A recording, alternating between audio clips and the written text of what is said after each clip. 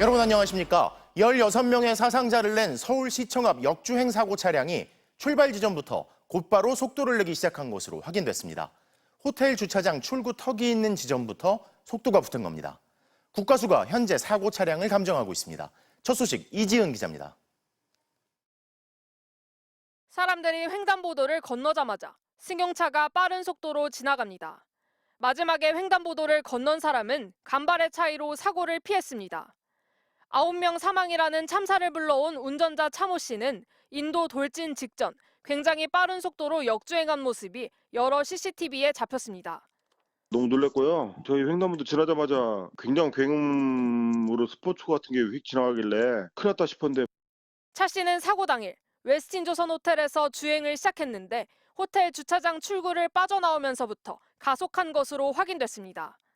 주차장 출구 턱이 있는 지점부터 속도를 냈는데 당시 그럴 만한 돌발 상황도 없던 것으로 조사됐습니다. 경찰은 사고 전후 기록 장치인 EDR 분석 결과 차 씨가 사고 직전 가속 페달을 90% 이상 밟은 것으로 보고 있습니다. 하지만 사고 차량에 동승한 차 씨의 부인은 경찰 조사에서 브레이크가 되지 않은 것 같다며 급발진 주장을 이어갔습니다. 차량 블랙박스에도 운전자와 부인의 당황하는 듯한 목소리가 녹음됐지만 급발진을 뒷받침할 만한 대화는 없는 것으로 전해졌습니다. 이에 따라 경찰은 사고로 갈비뼈 골절상을 입은 운전자 차 씨에 대해 가능한 한 빨리 방문 조사를 할 계획이라고 밝혔습니다.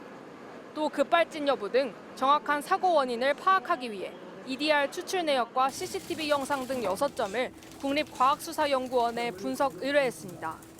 차량의 속도, 급발진, 제종장치 여부 등과 관련해서는 어제 해당 차량을 국과수에 감정을 의뢰하였습니다. 급발진 여부가 사건의 중요한 쟁점이 되고 있는 가운데 경찰은 오늘 오후 브리핑에서 사고 현장에 스키드마크가 있다고 밝혔습니다. 급제동할 때 발생하는 타이어 자국인 스키드마크가 있다는 건 당시 제동 장치가 정상 작동한 걸로 볼 수 있습니다. 하지만 경찰은 40여 분 뒤 사고 차량에서 흘러나온 엔진오일 등 유류물 자국과 혼동한 거라고 정정하며 혼란을 드려 죄송하다고 사과했습니다. MBC 뉴스 이지은입니다.